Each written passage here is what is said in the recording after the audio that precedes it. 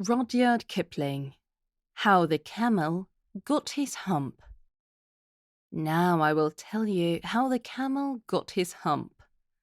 It happened on ancient Earth, at the bottom of smoking volcanoes, huge mountains, and rocks. There was a lake and a black island and winding river. All of this was surrounded by the most deserted desert you could ever see. In the beginning of years, when the world was so new and all, and the animals were just beginning to work for man, there was a camel, and he lived in the middle of a howling desert because he did not want to work. And besides, he was a howler himself. So he ate sticks and thorns and tamarisks and milkweed and prickles, most idle. And when anybody spoke to him, he said, "Humph!" Just humph, and nothing more. Presently, the horse came to him on Monday morning with a saddle on his back and a bit in his mouth and said, "Camel, hey camel, come out and trot like the rest of us." "Humph!" said the camel, and the horse went away and told the man.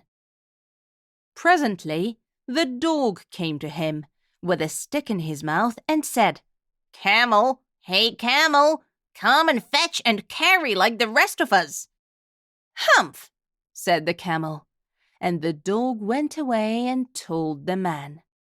Presently, the ox came to him with a yoke on his neck and said, "Camel, hey camel, come and plow like the rest of us." "Humph!" said the camel, and the ox went away and told the man.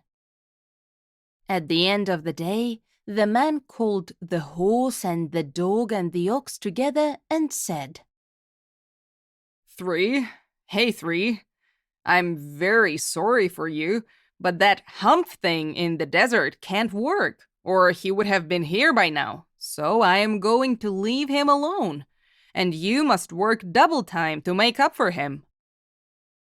That made the three very angry, and they held a meeting on the edge of the desert. And the camel came chewing on milkweed, most idle, and laughed at them. Then he said, "Humph!" and went away again. Presently, there came along the djinn in charge of all deserts, rolling in a cloud of dust. Jinns always travel that way because it is magic. And he stopped to have a talk with the three. "Djinn of all deserts," the horse said, "is it right for anyone to be so idle?" "Certainly not," the djinn said. "Well," the horse said, "there's a thing in the middle of your howling desert, and he's a howler himself, with a long neck and long legs, and he hasn't done a stroke of work since Monday morning. He won't trot." "Whew," the djinn said, whistling. "That's my camel for all the gold in Arabia. What does he say about it?" "He says humph," the dog said, "and he won't fetch and carry." "Does he say anything else?" "Only humph, and he won't plow," the ox said. "Very good," the djinn said. "I'll humph him, if you kindly wait a minute." The djinn rolled himself up in his dust coat and made his way across the desert. He found the camel most idle, looking at his own reflection in a pool of water. "My long and bubbling friend," the djinn said, "what's this I hear of your doing no work?" "Humph," the camel said.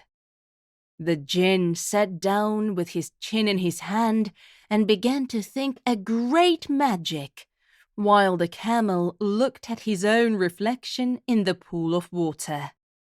Finally, the djinn began the spell.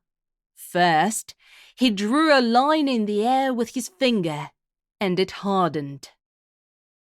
Then he made a cloud in the same way, and finally, an egg. Then the djinn created a white flame. With his magic fan, he began to fan it so that it turned into a spell. The camel was meanwhile chewing an acacia branch, saying, "Humph!" High fires were turning into magic, and finally hit the camel, who was so much into admiring his own reflection in the pool of water that he did not notice a thing. "You've given the three extra work ever since Monday morning. All because of your idleness," the djinn said.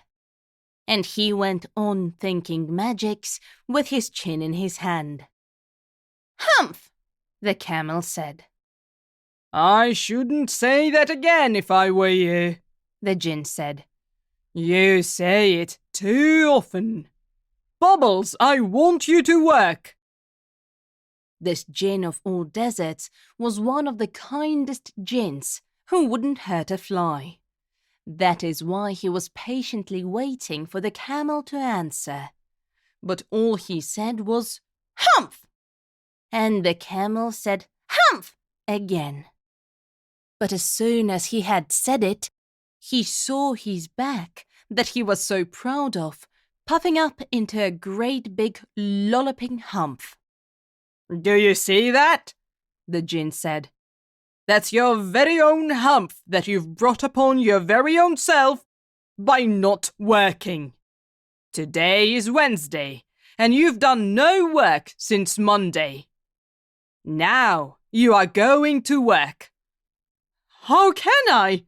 the camel said. "With this hump on my back?" "That's made on purpose," the djinn said. "All because you missed those 3 days. You will be able to work now for 3 days without eating, because you can live on your hump.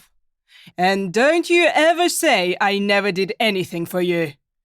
Come out of the desert and go to the 3 and behave. Hump yourself." And the camel humped himself and went away to join the 3. And from that day to this, the camel always wears a hump. We call it hump now, not to hurt his feelings. But he has never yet caught up with the 3 days that he missed at the beginning of the world. And he has never yet learned how to behave. The end.